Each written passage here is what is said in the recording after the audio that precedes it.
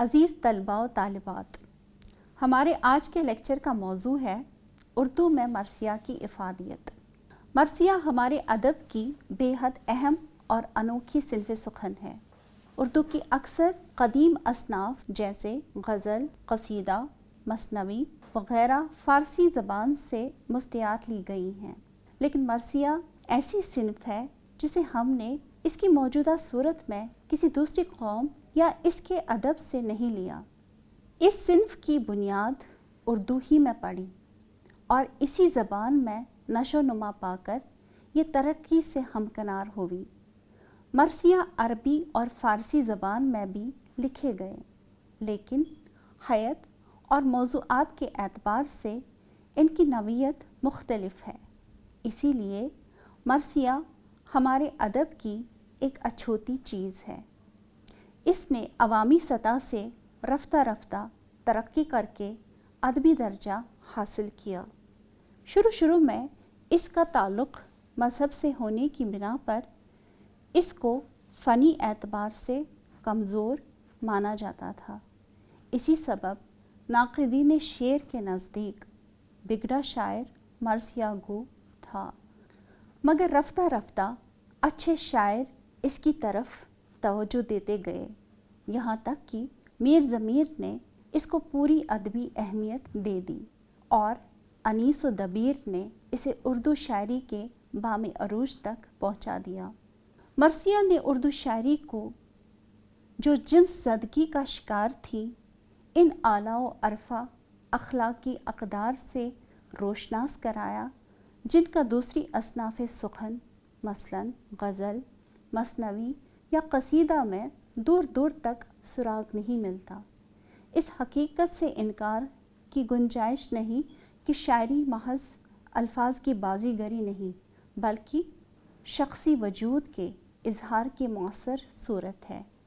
اور جہاں تک مرثیے کا تعلق ہے تو یہ ایک ایسی شاعری ہے جو سنجیدہ مقصد کی حامل ہوتی ہے، اور یہ مقصد انسان کو اس کے انفرادی اور سماجی زندگی میں ان بلند اقدار کا احساس دلائے رہتا ہے جن سے بیگانہ ہو کر انسان انسانیت کے بنیادی جوہر سے دستبردار ہو سکتا ہے۔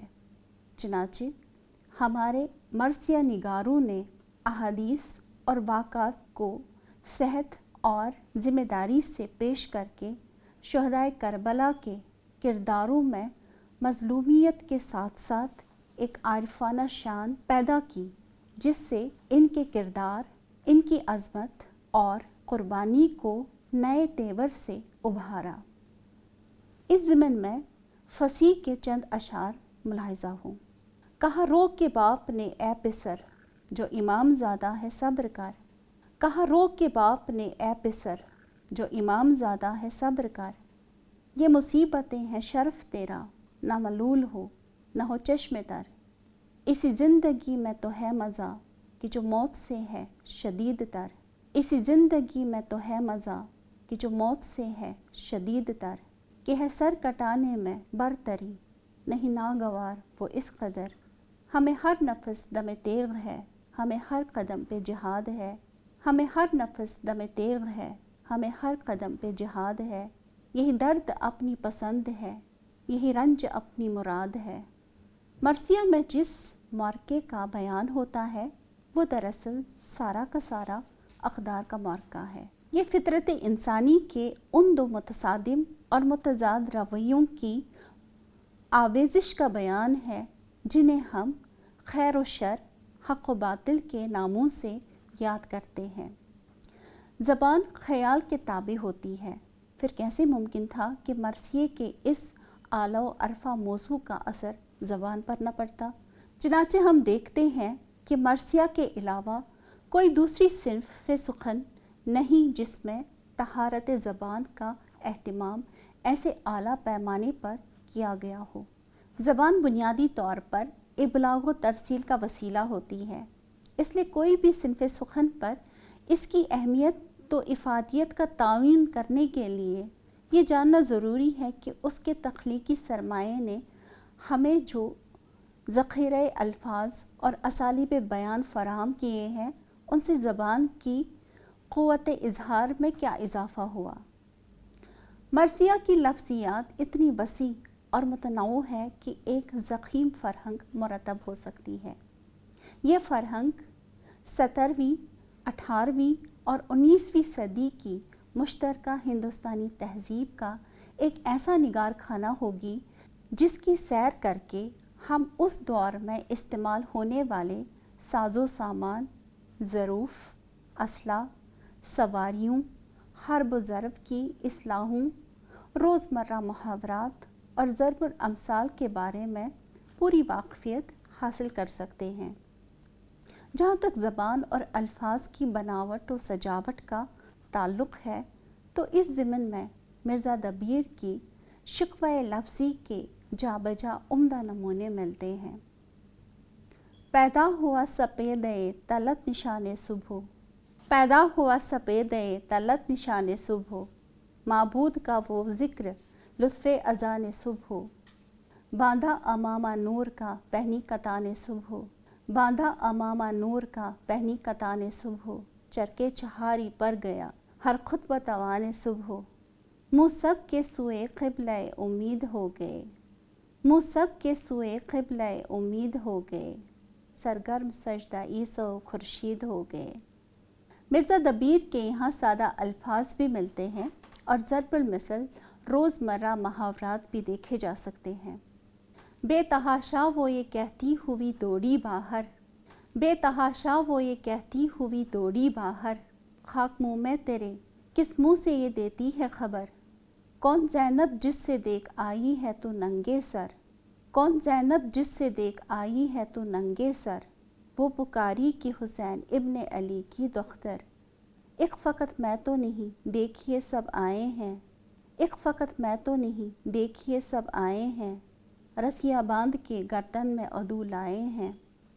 زبان کے حوالے سے فصاحت و بلاغت اردو مرثیہ کی ایک اہم خصوصیت مانی جاتی ہے، جس کی بنا پر اس صنف کو دیگر اصناف پر فوقیت کا شرف حاصل ہوا اور فن کی اس کسوٹی پر میر انیس کا خاندان کھرا اترتا ہے، جیسے میر خلیل کے اشعار: اشک جو چشم خوں فشاں سے گرا، اشک جو چشم خوں فشاں سے گرا، تھا ستارہ کہ آسماں سے گرا، شیشہ دل تو چور ہو جاتا، شیشہ دل تو چور ہو جاتا، کوئی پتھر نہ آسماں سے گرا، میں نے آنکھوں پہ لے لیا اس کو، میں نے آنکھوں پہ لے لیا اس کو، پھول جو دست باغباں سے گرا۔ اسی طرح انیس کے یہاں: وہ لو وہ آفتاب کی حدت و تاب و تب، وہ لو وہ آفتاب کی حدت و تاب و تب، کالا تھا رنگ دھوپ کا دل میں مثال شب، خود نہر القمہ کے بھی سوکھے ہوئے تھے لب، خود نہر القمہ کے بھی سوکھے ہوئے تھے لب، خیمے تھے جو حبابوں کے تپتے تھے سب کے سب، اڑتی تھی خاک خشک تھا چشمہ حیات کا، اڑتی تھی خاک خشک تھا چشمہ حیات کا، کھولا ہوا تھا دھوپ سے پانی فرات کا۔ مرثیہ کی اہمیت و افادیت کا راز اس کے موضوعاتی تنوع میں مضمر ہے۔ موضوعاتی تنوع سے مراد یہ ہے کہ مرثیہ ہر چند کے اپنے لغوی مفہوم کے اعتبار سے ایک رسائی صنف سخن ہے جو رونے اور رلانے کے لیے مخصوص سمجھی جاتی ہے، لیکن اپنے ارتقائی سفر میں بہت جلد مرثیے نے اپنے لیے وسعت تلاش کر لی جو بیک وقت غنائی، بیانیہ، رزمیہ، مدحیہ، اخلاقی اور ڈرامائی شاعری کا احاطہ کیے ہوئے ہیں۔ اس کے ساتھ ساتھ مرثیہ میں پیش کیے جانے والے واقعات کے اعتبار سے بھی اس میں وسعت ہے۔ سانِ کربلا سے جڑے موضوعات کی فہرست بہت طویل ہے۔ ان میں حضرت امام حسین رضی اللہ عنہ اور ان کے عزیزوں کی مدینے سے روانگی اس واقعے کا پہلا موضوع ہے۔ ان میں جناب امام حسین رضی اللہ عنہ اپنی ایک کمسن بیمار بیٹی صغرا کو ساتھ نہیں لے جاتے، یہ اسی موضوع کا حصہ ہے۔ اگلا موضوع طویل سفر کا ہے۔ سفر کی دشواریاں مسلم بن عقیل رضی اللہ عنہ اور ان کے بچوں کی شہادت کی خبر بھی ایک اہم موضوع ہے۔ حر کا صدرہ ہونا، کربلا پہنچنا، وہاں خیمے نصب کرنا، پانی کا بند ہونا، صلاح کی کوشش، جنگ کی تیاریاں اور اس کے بعد جنگ اور شہادت کا بیان، اور اس کے ساتھ ساتھ عزیز و اقارب کا بین، کربلائی مرثیوں کے اہم موضوعات ہیں۔ مرثیہ بنیادی طور پر بیانیہ شاعری کے زمرے میں آتا ہے۔ بیانیہ کا حسن اس میں ہے کہ جو واقعہ بیان کیا گیا ہے اس میں واقعاتی ربط و تسلسل ہو، بیان حشو و زوائد سے پاک ہو، اور الفاظ کا استعمال اس طرح احتیاط سے کیا جائے کہ شاعر جو تصویر پیش کرنا چاہتا ہے وہ متحرک ہو، بے جان اور جامد ہرگز نہ ہو۔ مثنوی بھی بیانیہ شاعری ہی کی ایک قسم ہے، لیکن اس میں عمل کی رفتار سست رہتی ہے۔ اس کے برعکس مرثیہ میں عمل کی رفتار اور تاثیر میں کوئی ثانی نہیں۔ اس میں ہر واقعہ اس طرح بیان کیا گیا ہے کہ معمولی سے معمولی جزیات کی بھی نشاندہی کی گئی ہے۔ اس تفصیل کی بدولت مرثیہ میں جگہ جگہ متحرک اور جاندار تصویروں سے قاری روبرو ہوتا ہے۔ مرثیہ ہی نے اردو زبان کو واقعہ نگاری کے صحیح آداب سکھائے۔ قصیدہ اور غزل دونوں کو واقعہ نگاری سے کوئی تعلق نہیں تھا۔ مثنویاں زیادہ تر رزمیاں کم اور عشقیہ زیادہ لکھی گئیں۔ اس میں شعراء کرام نے فطری واقعات سے کام لیا، لیکن ہمارے مرثیہ نگاروں نے صحیح اور سچے واقعات کو قلم بند کیا۔ اس لیے یہ کہنا مبالغہ نہیں کہ اردو شاعری کو واقعہ نگاری کے گر مرثیہ نے ہی سکھائے۔ کردار نگاری کے اعتبار سے بھی مرثیہ کا پایہ بہت بلند ہے۔ مرثیہ نگاروں نے نیک اور بد دونوں طرح کے کرداروں کو پیش کیا۔ مرثیوں میں مردوں کے علاوہ عورتوں کے کردار بھی، کم سن بچے بچیاں بھی ہیں، اس میں جوشیلے جوان بھی ہیں اور ظالم بھی، لیکن ہر کردار کی انفرادیت قائم رہتی ہے۔ مرثیہ انسانی رشتوں کی شاعری ہے۔ جب انسانی رشتے وجود میں آتے ہیں تو وہ کسی سماج کی حیات اجتماعی کا پتہ دیتی ہیں، اور کسی بھی سماج میں جتنے زیادہ رشتے ہوں گے، ان رشتوں کے درمیان حفظ مراتب کا جتنا تصور رہے گا اتنا ہی وہ سماج مہذب اور ترقی یافتہ کہلائے گا۔ اس کی وضاحت کے لیے یہ پہلو قابل غور ہے کہ مغرب میں اتنے رشتے نہیں ہوتے جتنے مشرق میں ہوتے ہیں۔ مغرب میں خاندان کا تصور محدود ہے، ان کے پاس رشتوں کے لیے الفاظ بھی محدود ہیں، لیکن ہمارے ہاں رشتوں کا مختلف تصور ہے۔ یہاں ہر رشتے کا بیان ہے اور اس کی اپنی ایک الگ معنویت بھی ہے۔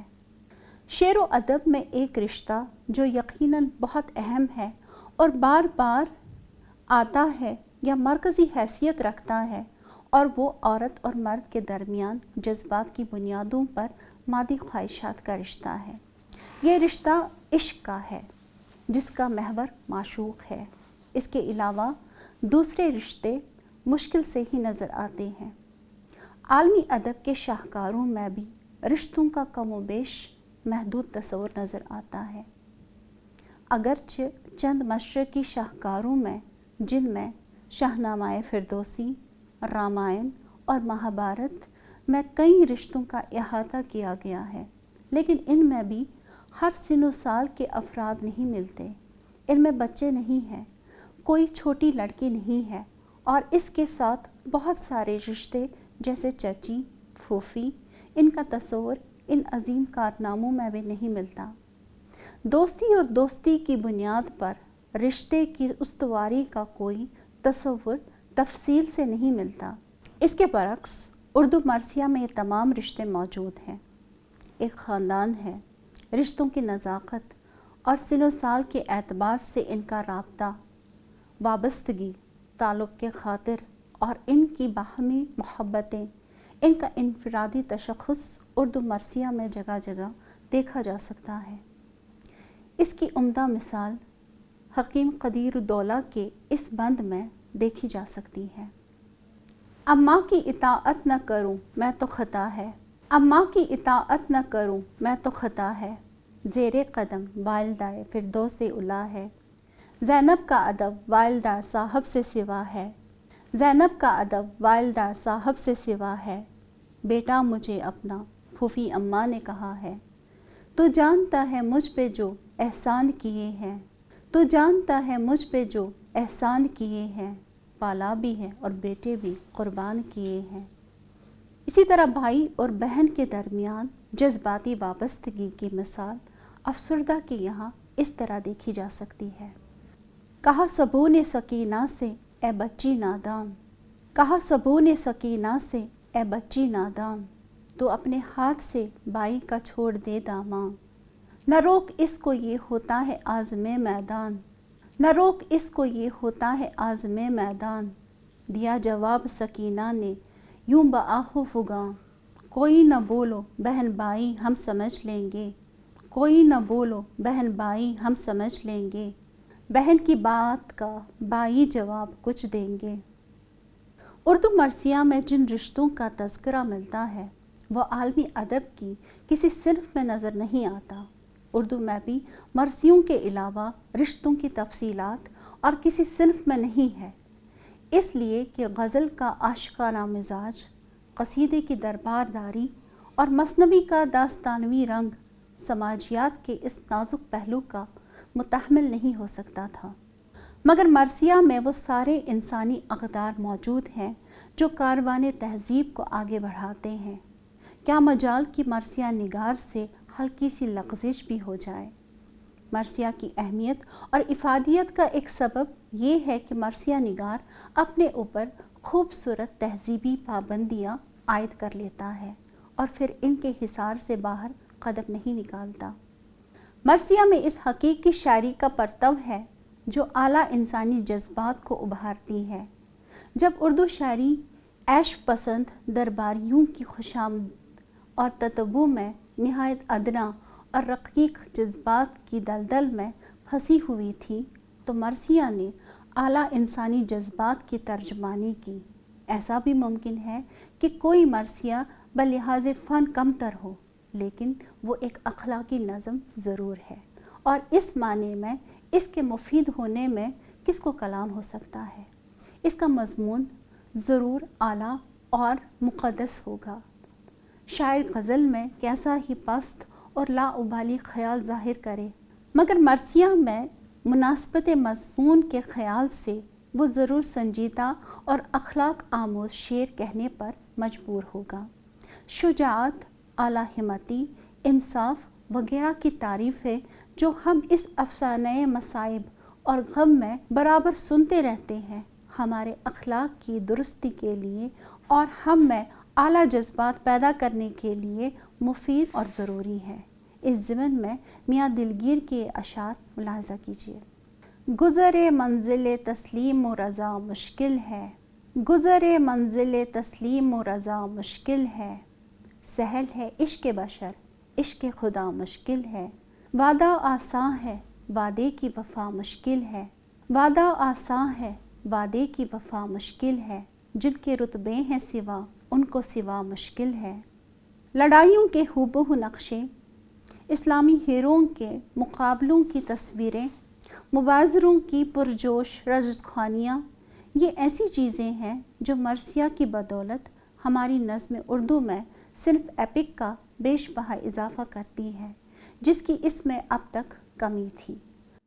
مرثیہ میں منظر کشی اور واقعہ نگاری، تلوار، گھوڑا، رخصت، لڑائی، بیل کے علاوہ صبر و تحمل، جرأت، ہمت، دلیری، سرفروشی، حق و صداقت کی راہ میں سب کچھ نثار کر دینے کا ولولہ، مقصد کی صداقت کا اٹل یقین، باطل کے سامنے سر نہ جھکنا، مصیبتوں اور پریشانیوں میں گر کر بھی مقصد کو سامنے رکھنا، غرض وہ سب کچھ ہے جو انسان کو انسان بننے میں مدد دے سکتا ہے۔ اردو شاعری کی تنگ دامنی کا گلہ ہر زمانے میں کیا جاتا رہا، اور جو کسی حد تک درست بھی ہے۔ کہ اس میں حسن و عشق کے جھوٹے قصوں، مبالغہ آرائی، جھوٹ اور خوشامد کے سوا کچھ بھی نہیں۔ قصیدے کے مختصر سرمایے کو چھوڑ کر دیکھا جائے ہمارا سارا کا سارا شعری سرمایہ، خواہ خوبصورت غزل ہو یا مثنوی، ایک ایسی رومان زدگی کا شکار دکھائی دیتا ہے جس نے اس زمانے کے لب و لہجے کو بالکل نسائی بنا دیا تھا، اور اس میں وہ شان و شکوہ بالکل مفقود تھی جو کسی زبان کی صحت مندی اور توانائی کی علامت ہے۔ مرثیہ نے ان سارے الزامات اور اعتراضات کو غلط ثابت کر دکھایا۔ مرثیہ میں مختلف اصناف کی خصوصیات ایک جگہ جمع ہو گئی ہیں۔ مرثیہ کی دو بنیادی خصوصیات ہیں، کسی کی موت پر اظہار غم اور مرنے والی کی خوبیاں بیان کرنا۔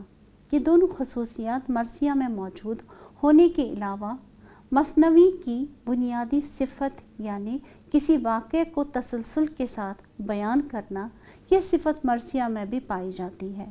اس میں نیک انسانوں کے اوصاف بیان کیے جاتے ہیں، گویا ان کی مدح کی جاتی ہے، اور بد کردار لوگوں کے عیب بھی گنوائے جاتے ہیں، یعنی ان کی ہجو کی جاتی ہے۔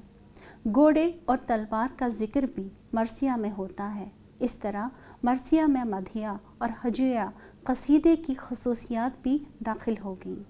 اردو مرثیہ میں بے شمار اشعار ایسے ہیں جنہیں مرثیہ سے الگ کر لیا جائے تو غزل کے شعر معلوم ہوتے ہیں، یعنی وہ اپنے آپ میں مکمل اور پرتاثیر ہیں، جیسے مرزا تعشق کے یہ اشعار جو غزل کے رنگ میں کہے گئے ہیں۔ سچ ہے دنیا میں شب ہجر بلا ہوتی ہے، سچ ہے دنیا میں شب ہجر بلا ہوتی ہے، دم بدم آرزوئے مرگ سوا ہوتی ہے، آہ سینے کے لیے تیر جفا ہوتی ہے، آہ سینے کے لیے تیر جفا ہوتی ہے، دل جلاتی ہے جو ٹھنڈی بھی ہوا ہوتی ہے، زندگی کہتے ہیں دنیا سے گزر جانے کو، زندگی کہتے ہیں دنیا سے گزر جانے کو، دل تڑپتا ہے گلا گھونٹ کے مر جانے کو۔ اس طرح مثنوی، قصیدہ اور غزل کی خصوصیات مرثیہ میں موجود ہیں۔ صرف اتنا ہی نہیں بلکہ مرثیہ میں ڈرامائی عناصر بھی پائے جاتے ہیں۔ ایسا محسوس ہوتا ہے کہ ہم واقعات کربلا کا بیان نہیں سن رہے، بلکہ سارے واقعات ہماری آنکھوں کے سامنے ہوتے ہوئے دیکھ رہے ہیں۔ یہ مرثیہ المیہ یعنی ٹریجڈی بھی ہے، کیونکہ سارے واقعات پر شروع سے آخر تک حزنیہ کیفیت چھائی رہتی ہے۔ آخر میں جب آہ و بقا کا موقع آتا ہے تو کیتھارسس کی شرط بھی پوری ہو جاتی ہے۔ ایپک یعنی رزمیہ کی کسوٹی پر بھی مرثیہ بڑی حد تک پورا اترتا ہے، کیونکہ یہ ایک عظیم و شان ہستی کی داستان ہے جس نے ایک عظیم و شان مقصد کے لیے پرعزم طریقے سے جنگ لڑی۔ مختصراً یہ کہ مرثیہ ہماری شاعری کی وہ صنف ہے کہ اس پر جتنا بھی فخر کیا جائے کم ہے۔ اس نے اردو شاعری کو نت نئے موضوعات عطا کیے، اور وہ شاعری جس پر تنگ دامنی کی تہمت تھی، موضوعات کی بے پناہ وسعت سے دوچار ہوئی۔ حادثہ کربلا پر بے شک پہلے عربی اور پھر فارسی زبان میں مرثیے کہے گئے، لیکن اردو مرثیہ بلا مبالغہ ان دونوں زبانوں کے رسائی ادب سے بہت آگے اور اونچے مقام پر فائز ہو چکا ہے۔ عزیز طلباء و طالبات، امید ہے کہ اس لیکچر سے بڑی حد تک آپ نے استفادہ کیا ہوگا۔ اگلی بار اگلے لیکچر اور اگلے ٹاپک کے ساتھ پھر سے حاضر ہوں گے، تب تک کے لیے آداب۔